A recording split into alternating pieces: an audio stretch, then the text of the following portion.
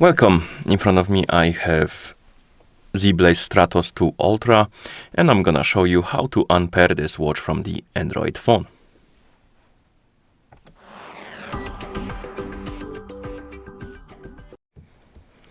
So, to unpair our watch from the Android phone, first we need to open the GloryFit Pro application on the phone that is paired with our watch. Once you open the application, tap on the device icon, and here you should see your Stratos 2 Ultra on the device page. Now scroll down and find the unbinding button and tap on it. Tap on confirm, and the watch will disappear from the device page.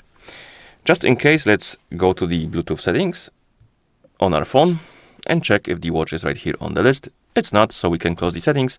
But if it were on your list, if it is here in the settings, Bluetooth settings, you need to tap on the settings or info icon next to it, tap on forget or remove, and once you remove it, it will disappear, and of course you can close the settings after that. And that's how you unpair this watch from the Android phone. Thank you for watching.